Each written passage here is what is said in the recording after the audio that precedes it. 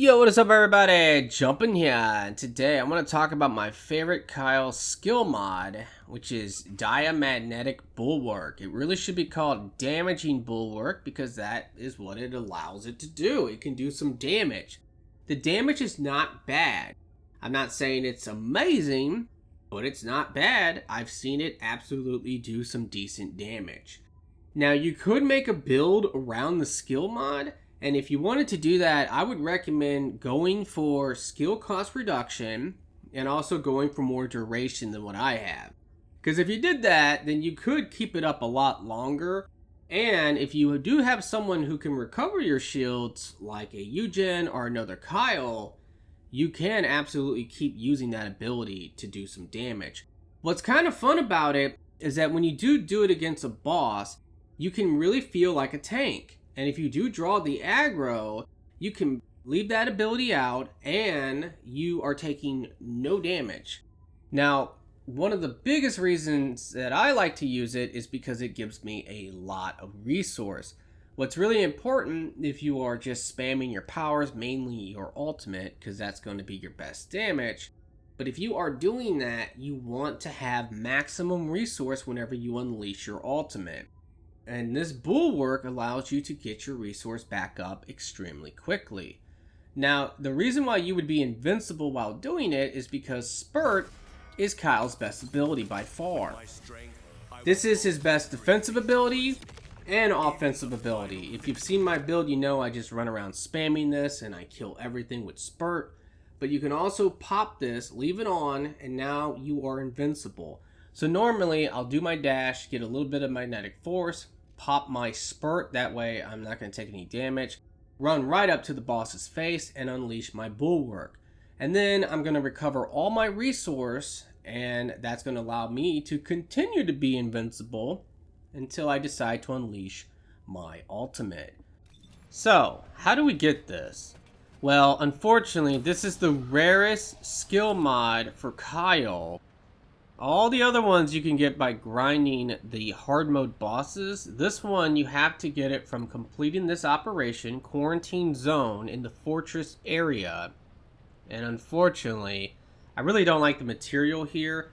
You can get a whole lot of these, and you're like, hey, at least I'm going to get some crystallization catalyst, but you gotta fight Frostwalker.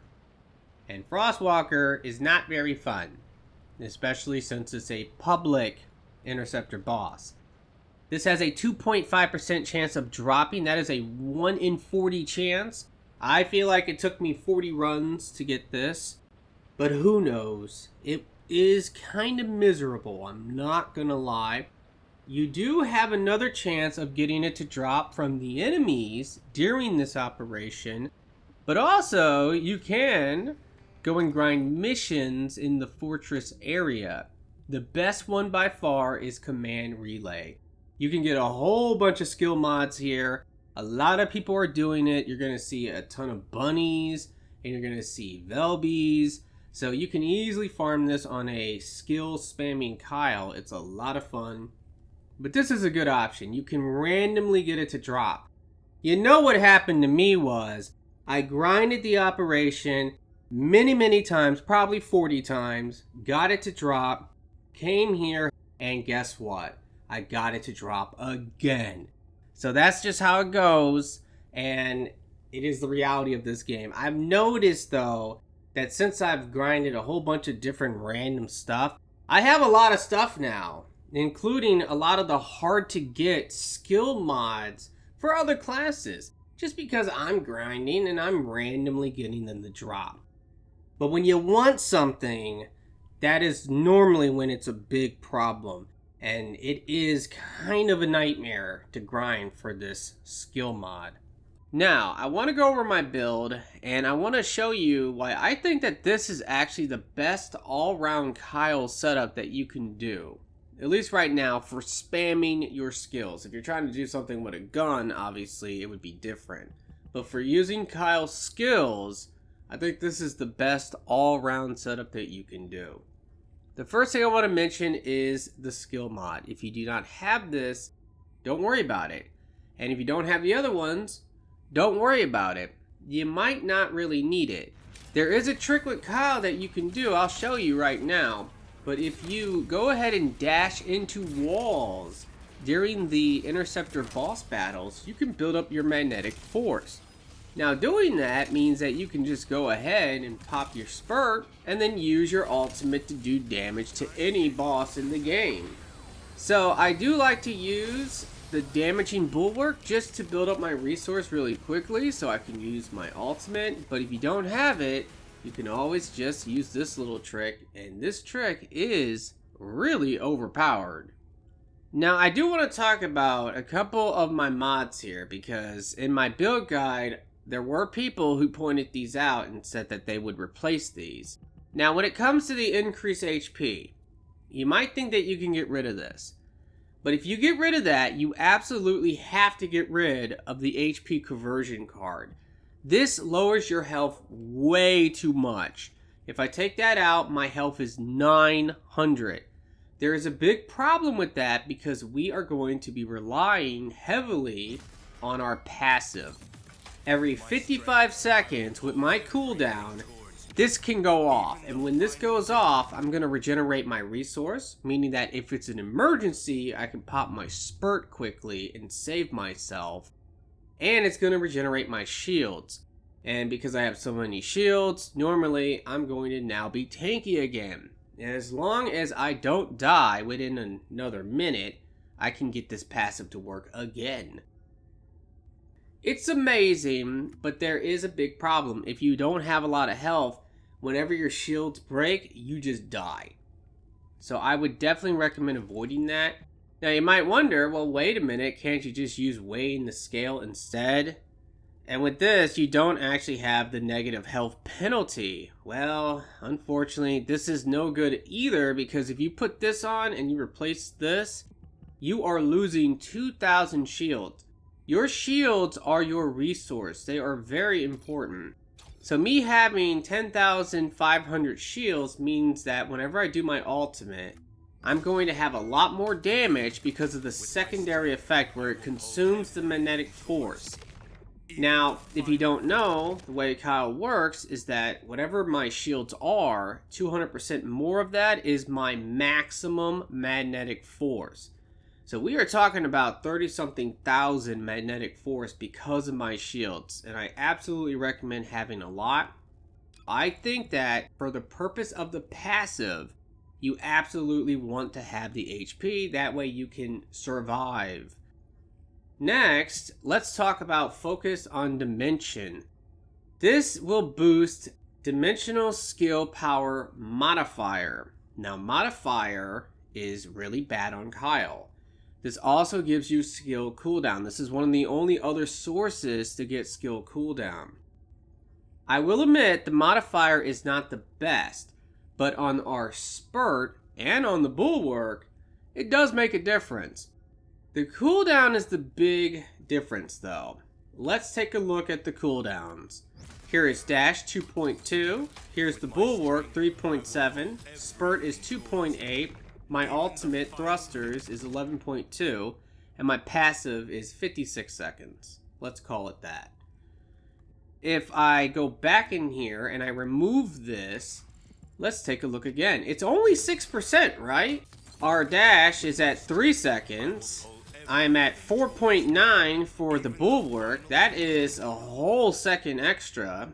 3.7 on the spurt, which is almost an entire second extra. We have 15 seconds on the thrusters. That's like 4 seconds extra. And on the passive, it's 20 seconds extra. That is just from giving up the 6% cooldown. Now, let me show you something just so that we can talk about the damage, because everyone says the damage doesn't matter. Let's go ahead and use that. I'm going to walk up to these enemies and I'm going to hit them with spurt. You can see on the screen it is 405,000. Okay. Let's hit them with the bulwark. 63,000. Now I'm going to go ahead and put that back in. Focus on dimension. which is just boosting the skill power modifier, which is really bad on Kyle. That is now 40,000 points stronger, and in my humble opinion, I think that's worth it. Mainly for the cooldown difference. We're talking about a second here. That's a lot of DPS. Let's use this. I mean, that's a major difference of 40,000 on that. So I absolutely think that you want to use Focus on Dimension. Now, in terms of more damage, and in my build guide, I was recommending and showing multi-talented, which is still amazing, don't get me wrong. With that, you can hit 90% cooldown. You can make your spurt be 1.5 seconds, and you can really spam it. But I think having 80% cooldown, which is what I have, in fact, I believe it's 81% cooldown. By having 81% cooldown, I feel very comfortable with my cooldowns, and with Dangerous Ambush, this gives me a ton of power. The main reason is because of that secondary effect. That always is triggering. Don't ask me why, it just does.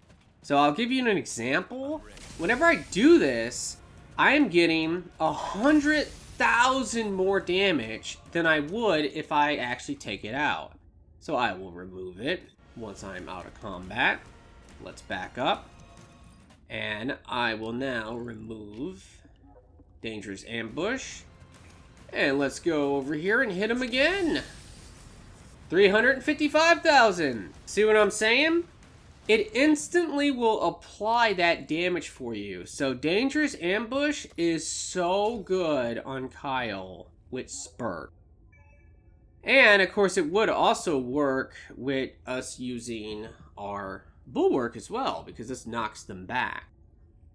Now, like I was talking about, you want to have a lot of shields because of the resource, but you also want to have a lot of range. Having a massive AoE makes everything easier. One, you can hit them with Spurt, no problem. This skill has an amazing AoE to it whenever you have some range. I believe I'm boosting it by almost 150%. Because this is kind of a no-brainer. You want the range, you want the shield, so you definitely want that. But also, it's the dash. With this setup, when you are not using multi-talented, you don't have to really worry about using your dash. With multi-talented, you can sometimes use it, and then you're going to trigger the tech effect. If that happens, you're not going to get your amazing cooldown. With this type of setup, you can go ahead and just spam this as much as you want and move around and spurt them, shoulder tackle. The range makes a huge difference for your dash. It just does. And of course, whenever you want to, you can use your ultimate to do big damage and take out major enemies. And it's awesome. It's a really fun playstyle. Now, I do want to talk about a lot of other things. Let's go ahead and just show my reactor. This is my normal reactor. I am boosting dimensional skill power. Now, all the gameplay you've seen, I'm using a reactor like this. If you want to do the most damage possible, especially if you are just trying to kill the boss as quick as possible, you would want to have non-attribute and tech being boosted. That way you can get the most damage for the ultimate. And also, you could maybe drop the skill cooldown. Maybe. I personally like it, but if you were to get non-attribute skill boost ratio and tech boost ratio, that would also be amazing for the ultimate skill damage. For the components, I am using pretty much the same thing, I believe, for my video. Maybe it's slightly different. I do think you do want to have that HP recovery. It's nice. The shields out of combat is also very nice. The main thing I'm going for here is max shields. That's what I want. I want as much as I can get. This is a very hard component to probably grind for, because I also would recommend getting the defense. I don't have a lot of defense. When I'm fully buffed, I do actually have 21,000 defense. The shield recovery in combat is also nice. And then here's my final one. I do have some resistance on this, and that is kind of cool. That way I can at least not take as much damage from fire or poison. But I do want to point this out. There is this set bonus, and if you're going to do the set, you absolutely want to use the power, and you also want to use the processor, because these will give you shields. Well, the processor, unfortunately, only gives 206 base shields. That's kind of lame. But because I have a gold max shields here, and I'm getting that 12% max shields, I actually do have higher shields. But it's so slightly. It's not much, and in my opinion, it's not really worth it because I think these are just better components. They give me the resistance, so I typically just use those. When it comes to the weapons, my main weapon I normally am using is the Thunder Cage with my setup just because I like it. But I will be trying to get a maxed out version of the Secret Garden. This is the weapon for sure. And the reason for this is because of the two effects. For this particular build, this is much better. If you were trying to use multi-talented and mainly just spamming your spurt every 1.5 seconds, you would be getting the custom resource. That's awesome. But you wouldn't really be proccing your damage as much because you're not using your tech skills. With this all-rounder build, you should be using your dash all the time. You should be using your spurt all the time. Even your thrusters all the time. So you're going to be getting this damage bonus, and the damage bonus is massive. It's 55% or something like that. Totally worth it. The gun feels not that great when you first get it. I've used it and I'm like, I don't really know about this gun. It seems inconsistent. The problem is the trigger rate. Once you upgrade this gun, it's gonna take a long time, but once you upgrade the gun, it will have a much better trigger rate, and then the gun is going to feel amazing. And that is Kyle's gun. The good news about this gun too is that it does actually do good DPS. It is a great DPS gun overall. The Python. This is an interesting gun because of the effect. You can boost this up, I believe, to a duration of 2 seconds, which is maybe enough time to get a couple of your skills off. You can definitely get your spurt off while shooting. But this is going to stack up non-attribute resistance, and it's going to make them take a ton more damage from non-attribute abilities, which is what we have. So this has potential to be pretty good. And then also, if they were to fix this gun, the Divine Punishment would be amazing. Just because this would be a way to get the 90% cooldown with the current setup, where we want more damage. Now, the Secret Garden probably still would be better, because I would take the damage probably and just kind of have a more equalized build. The last weapon I want to talk about is the Enduring Legacy. This is also an amazing Kyle gun. I would highly recommend getting one of these. You want one of these for many Descendants. This is a very good DPS gun. They are buffing it, which is amazing. But this gun, what you can do with Kyle is very simple. You can build up a whole bunch of your resource, put on your spurt. Remember, you're invincible. Stand point blank in the face of the big enemy or boss and unload this thing. So this is definitely a great gun if you are trying to just shoot stuff on Kyle. Highly recommend it. Alrighty guys, well I think that's about everything I wanted to talk about. I wanted to give this updated version of my Kyle setup. I wanted to talk about the amazing, and I'm going to say amazing, skill mod. But also, I wanted to talk about my plans for the future on Kyle, because I do have to grind these weapons out. I'm going to try them all out, and I also do have to upgrade them. Alrighty guys, well, I would appreciate it if you could like this video for me. Be sure to subscribe for future First Descendant videos, and I really do hope that everyone has a very nice day, and peace out.